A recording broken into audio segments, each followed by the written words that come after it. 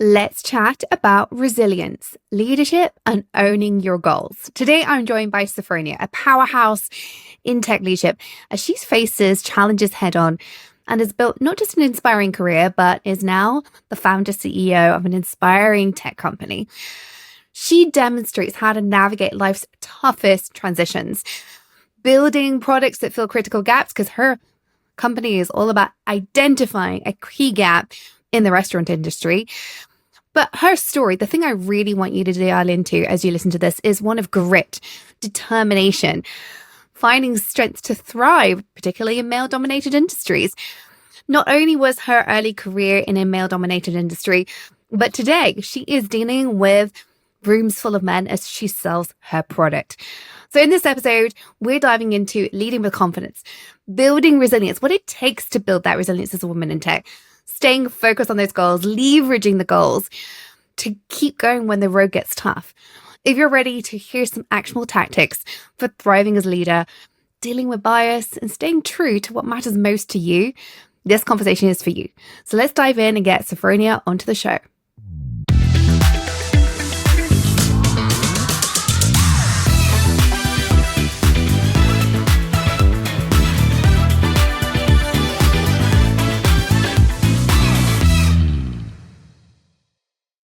Welcome to the show, Sophronia. Thank you for joining us today.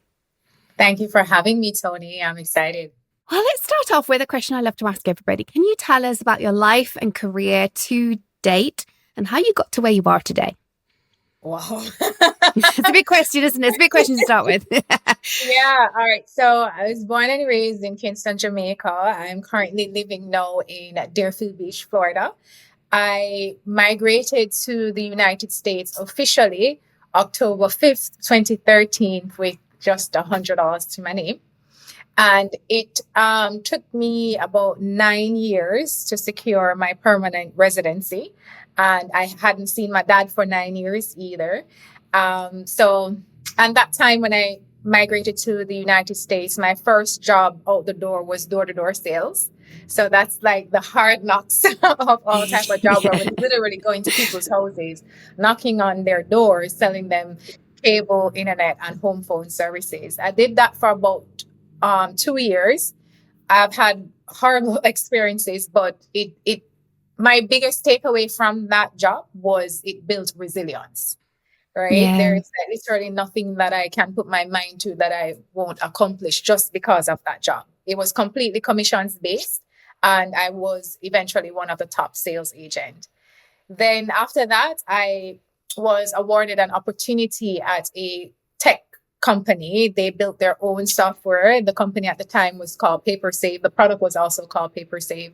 And I worked there for almost 6 years. And then I transitioned to another company called Hitachi Solutions as a software project manager. But the idea of my company, ViziEats, was born June 2018 when I went to happy hour with one of my friends and I wanted to just see photos of the menu items. And she said to me, well, since you work in tech, build what it is that you want. And I took on the challenge, and that's how I'm now meeting you. Yeah, I think that's such a cool story. The $100 to being CEO of your own company, but also just, I think some of us don't realize the power of going as a techie. If I see a problem, I can solve it with technology. That's so often the case. And just, in your instance, you had somebody pointing it out to you, but it is just so often seeing the opportunity. I know there's so many of the listeners who have a dream of becoming their own founder, having their own business, and like, I don't even know how to get started. I'm a corporate leader. How do I go from that to have my own thing? And sometimes it's just the idea, right? It is right. Hugely. But going from $100 to being a CEO founder is hugely inspiring. So what would you say were the most pivotal moments that shaped where you are today, that made you said about resilience, like made you resilient, that allowed you to make that transition from, I know you were in software consulting as well as sales. Like, how did you transfer from that to being a CEO founder? Like, what would you say was the most important moments along the way? So when I came to the United States 2013, I came to the United States about 79 pounds and suffering from depression. But I came here as a second chance because I initially came to get my bachelor's in accounting at Florida International University, graduated in 2009 and went back home in 2010. Suffered from depression for about a 3 to 4 year mark and returned 2013. So when I returned 2013, though I was suffering from depression, this was do or die. That was like the mentality, like you have to figure out adulthood, you have to transition. And so when I got the first opportunity to do door-to-door sales, and I say an opportunity because here I am, an immigrant in another country, and now I got a job. Regardless of what that job is, the mere fact that I could earn, I'm grateful. So in each moment, I had to understand gratitude, right? And every job that I had or experience that I had, I knew it was temporary because my ultimate mark, because ViziEats didn't exist yet, right? So my ultimate goal was I need to secure my permanent residency because I'm not going back home to live. So anything else, it's just temporary. No matter how difficult it is, no matter how much time I cry, it's temporary because I'm going for that goal. So to me, it's the mere fact that I was just able to focus on the end goal and understanding everything is temporary and just remaining grateful. That's what helped me. There's so much packed in there, which I think is so huge because you've talked resilience, focusing on the end goal. I do think the end goal is like our superpower. When we have that end goal and the clarity, it can give us so much focus. You can always bring yourself back to, if that's my goal, what do I need to do today? Rather than I can just do all the things. But, you said you came here suffering from depression. To go from that to this transition where you were the best salesperson, that's huge.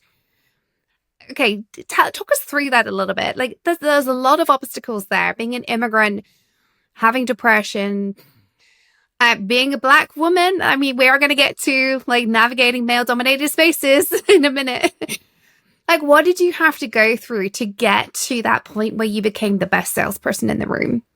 So I'm going to give the company that I worked for credit because the type of job that we have, and bearing in mind it was commissions only, I learned from them people are motivated by three things: money, growth, and work environment. Right? They're all important in them, but they rank them in order of importance: money, growth, and work environment. And they found out early for me it was growth, because if I was promoted into a managerial position, then I would get my green card. Because I was very transparent in every job interview that I need permanent residency. So they knew right off the bat that this girl, we have a carrot that we can dangle in front of her. So in order for you to get your green card, you have to be very good at sales. And when you're very good at sales, then you get promoted, and then you get promoted, and then you get your green card. So they dangled that carrot in front of me, right? And used that as my motivation. So if it's raining heavily and I feel like I don't want to go out, Sophronia, remember you need your green card. It's there was a time when I was out in the sun so much it burnt my hair. I didn't know that sun overexposure could burn your hair. It burns my hair. Those moments when I was at my low point, they reminded me of my goals. And every week I had to submit my goals. What are your goals for this week? And then what are your short-term and your long-term goals? How close are you to getting to your goals? So they always dangled that carrot in front of me. So it focused my mind. So I give them, I applaud them because they knew what they were doing. In hindsight now, some of my friends who I met from that job was like, it was a cult. They brainwashed us. But they used what was of high value to me to keep me focused and to be able to just do what I needed to do to become the top salesperson. Because I wasn't going to go back home. There's a lot of resilience and resourcefulness now to go from that carrot being dangled to dealing with being outside so much your hair is burning, right? That's a whole other level. So how did you, in those moments, compare yourself? I'm going to ask you to compare yourself to some of the people who didn't succeed. What was the mindset, do you think, that meant you were able to push through in those moments where perhaps other people aren't? Because I know that that is going to be why you're such a cool CEO founder today. But where did that come from? You know, my brother, my younger brother, Sheldon, there are many a times when I felt like I really can't anymore and I didn't have another option. And then he would remind me of what my experience was like when I was in Jamaica. Right. And so he would give me those encouraging words to keep me going. And I don't think that many of my coworkers had a Sheldon, and then there was also my mom. I remember one night I walked for so long and for so many hours, my left foot had bloodshots around Oh, my ankle. no. Yeah, around my ankle. And I reached out to her, letting her know what had happened. Well, actually, no, I told my family sister friend who then shared it with my mom. And then just her calling me, so I had that emotional support as best as they know how to support me. Mm-hmm. So that within itself is like having those cheerleaders behind me. You can do it. This is just temporary. You can do it. So Toni, I cannot sit here and say it was all me. I really can't. Yes, I had to still own it, but I had support. I had my brother for emotional support and my mom as well that helped push me through and let me know that this phase is just really just temporary. But then there was a time when I realized about almost 2 years later, I realized one Saturday that they were just using me and I would not get my green card and I was running out of time. And without discussing with my brother or my mother, I just made the decision right on the spot that I I'm love done. that. And I left. You know what? You've mentioned so many things there that I think make you today who you are as a CEO, or rather, I would say are common attributes as a CEO. Let's go with that rather than make you who you are. You've made you who you are. That having cheerleaders is a very important one. Cheerleaders, people that go, you can do this, you've got this, keep going. But also the ability to go, I need to make this decision and I do not need to consult my cheerleaders. That is something I think we have to figure out quite quickly as leaders, as CEOs. So go for it. I would also say, Toni, that your support system changes over time. Yes. Yeah. Yeah. It changes over. So though I was like super close with my brother and he was motivating me, unfortunately, I don't have him right now on my CEO journey. No, right? Right. Because, and that's a separate conversation, but and I just want people to have that takeaway too, that your support system, it changes based on the chapters that you are in life. I also think your support system changes, but it's also got different levels. You mentioned cheerleaders, that people go, yes, you can do this. Like my mom is my biggest cheerleader. Like she thinks I can do anything, sometimes naively, but she is not one of my go-to advisors. She doesn't understand what I'm doing. She's never run a business. She's never been a coach. She's not somebody I'd go to for advice, but she believes in me, possibly even when she shouldn't. Thanks, Mum, for listening, by the way. She listens to all my podcasts. And I think, you can have those two things. But then the other thing you said, which I think was so important and necessary, is you owned your own goals. You didn't need anybody else to say, this is your goal. You internally owned your goals. Your cheerleaders were there. Your support system's there. But you have to take ownership. And I think, again, it's when I see the women I work with go from somebody else owning their goals to them owning their own goals. That's when the real shift happens. It sounds like you had that from day one. Right. Would you agree with that? I definitely would agree with it. Because I was never the one to follow a crowd. I was never a follower any shape, way, or form. I was always, even if it's just me one over here, I'm fine. Because from I was very much younger, I realized that there was a higher calling and purpose for me. I don't have talents that most people would have. First of all, I can't dance, and some people have rhythm, and as a Jamaican, I don't really have rhythm, right? For example, but I realized from earlier on, my talent is my intellect, wisdom. My name Sophronia means wisdom and foresight. So now, even as an adult and as a CEO, where I'm always strategizing, I'm always tapping into wisdom. I'm listening, and I'm listening to my internal voice. Everybody can talk around me, not Toni, and they can talk and they can talk. But then I'm going to settle with myself, because at the end of the day, I am going to do me.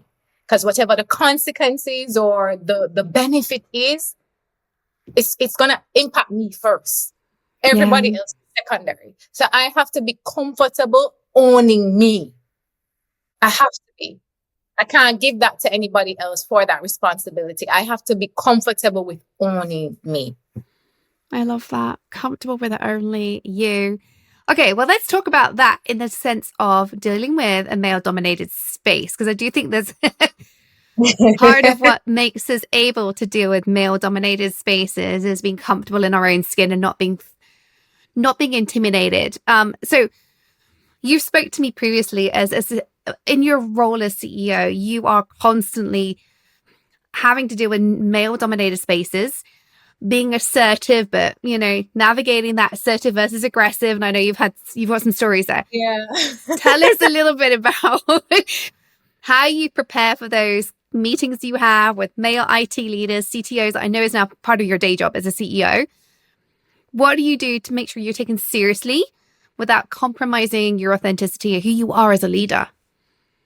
One of the things that I do when I'm in negotiations or I'm in meetings, and I can literally feel my body riling up because what they're saying to me doesn't make sense. And I am not very good at diplomacy to find the right soft words to respond. So I ask for forgiveness. I say, I'm going to say something right now. And it may not be the way that, it's supposed to be said, but I can't find another way to say it. So I'm just going to say it straight. And I right off the bat, just say exactly what is on my mind. So for some people, it offends them.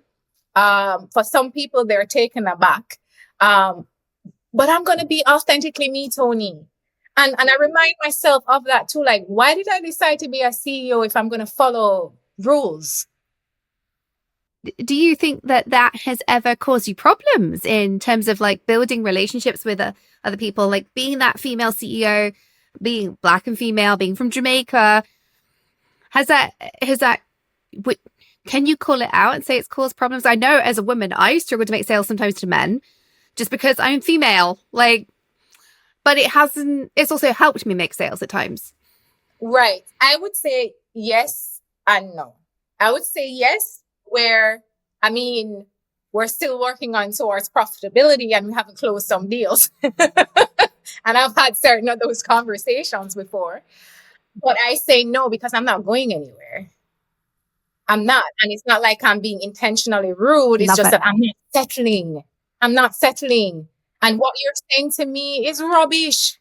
And I must pretend that I don't hear. Like, for example, I did a pitch to a quick service restaurant.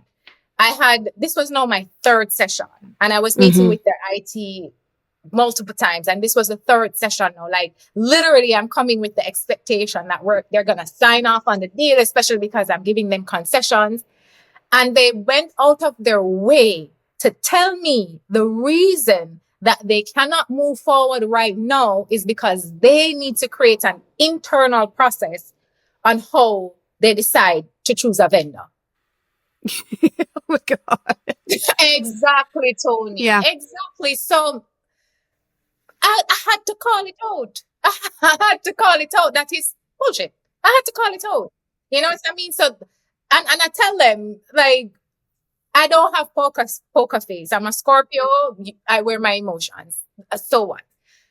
I had to call it out right then and there on the call.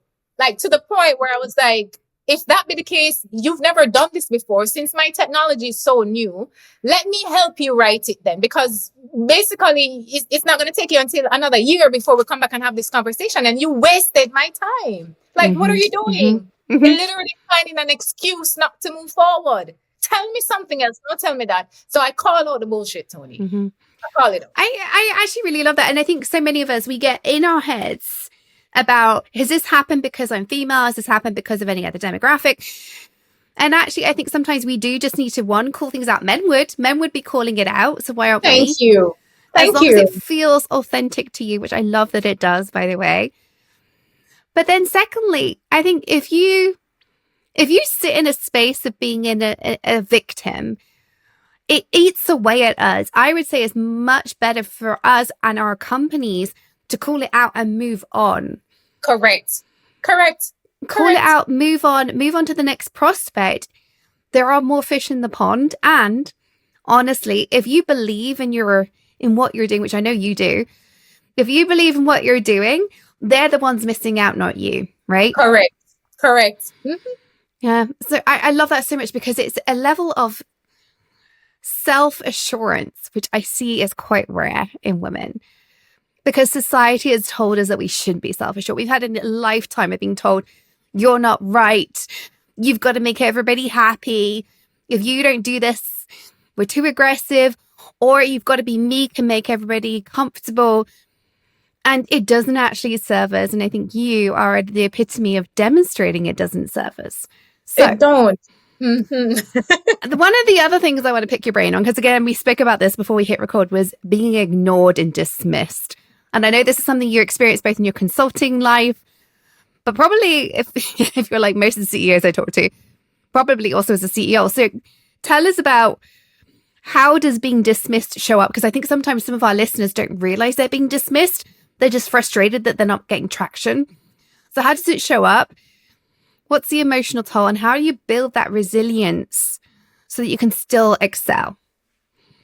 I'm going to give you an example. So with my first tech job, it was the intro call, the technical planning meeting, and I was the project manager. So I'm assigned to lead the meeting. I was on with two of my engineers and the client, but it was their IT team and their CTO. So the meeting started, I did the introductions, and pretty much I'm the host of the meeting and the one responsible. But I noticed that the client's CTO kept ignoring me and was talking directly to my engineers, which were males. Mm-hmm. And then, funny enough, one of them, which was an African American, he was instant messaging one of my other teammates. And he showed me afterwards. He was saying, why is the client ignoring Sophronia? And then my teammate said, I don't know. It's just something that she does. So right off the bat, I'm being basically intimidated by a client CTO. And then I'm not having the support by my male counterpart. Right? Yeah. So how do I then handle those situations? I'm human. So yes, I cry and I get frustrated. But then what I started to doing now in those meetings, I started owning the calls. One of the things I started to do, because I'm Jamaican and we have a tendency sometimes when we're talking to people and I'm getting frustrated, I would say, okay, darling, this is what we're going to do. So much so to the point I started saying darling too much as a way of trying to soften the conversation. But my leadership team heard it and then coached me on that and say, no, you can't call people darling, until I just sometimes allow that IT person to run with it. And then, because they don't know our software and they don't know our technology, but pretend like they do because, they're CTO. So sometimes I'll allow them to run with it and fall. And then I step in and they look like the idiot. That's one way I can handle it. And another way, I speak up. Yeah. So I think speaking up. Yeah. I'm like, what's going on? And there's a time, thankfully, that meeting was being recorded, because the client went and complained about me, but the meeting was recorded. So my leadership could listen to the recording and realize it wasn't me. I was protecting me. And it was the client. And they handled that and tell the client that's not how a staff should be treated. So I have to speak up. You do. I think we all need to speak up a little bit more. I think it's hard to speak up when we've had a lifetime of being told not to. I think it's so important. What advice would you give to a woman who's looking to step up more in her leadership, embrace who she is, embrace being more assertive, but she's held back by a fear of external challenges, some of the stuff that's been thrown at you over the years, and she's sat there going, what's the point? I can't be me. This is painful. What would you be what would your advice be to her? I would say two things. One, mentorship is important, and I really never got mentors until I became a CEO. Actually, never really got to outside of my brother, who you can't really say is a mentor. But I never officially got a mentor until September 2023. So that's years of me going without having mentorship. So mentorship is really important because it helps. Sometimes they're like my sounding board. So if I'm about to go off on somebody, I was like, hey, I was thinking this, what you think? Right. And then they can coach me in a different way of how to say it. Right. Mentorship is important. And then the second thing is, what's the worst that can happen? Be you. What's the worst that can happen? So sometimes I just go at it because I'm very impulsive and I go based on exactly how I feel in my gut. What's the worst that can happen, Toni? Okay, they don't do business with me, no problem. That's fine. It's their loss, not mine. Because it's not like I'm going out of my way to create like a bad stigma about my brand or anything. I just know the bullshit. And you know the bullshit too, Toni. But are we going to continue pretend like we don't see it? No. It's not for me, and I'm not settling. It's okay. You can go ahead and find somebody else who would settle, but I'm just not settling. It doesn't make me a bad person or hard to work with or hard to deal with. I'm calling out your bullshit. That's it. And what's the worst that can happen? That is such a good question to ask. I ask my clients this all the time, like, what's the worst thing that could happen? And when you actually dive into it, it's often not that bad. And that helps us get around our own way, right? And have the self-belief to face the obstacles and challenge things head on. I want to move on to the quick fire round. Are you ready for this? Yes. Okay. What is the worst piece of advice you've ever been given? I need a male co-founder. Oh my goodness me, really? You're your own founder, right? Have you got a co-founder at all? Solo founder.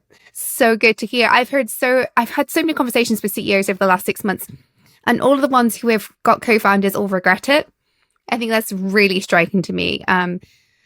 There's a lot to be said for being solo founder, and definitely not a male co-founder. Love it. Choose a male co-founder because you happen to think they're a great co-founder, not because of their gender.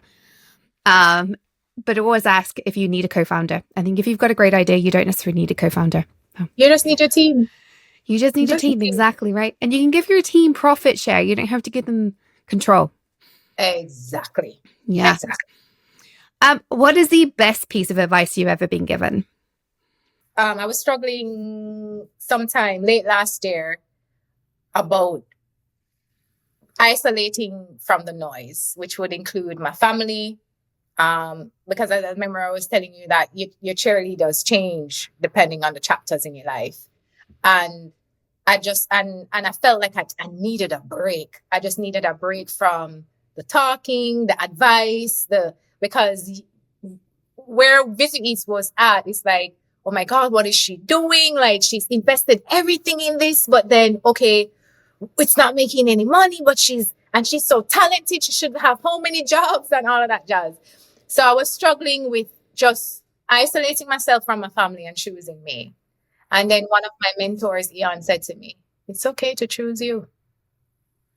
So I would say that's the best piece of advice.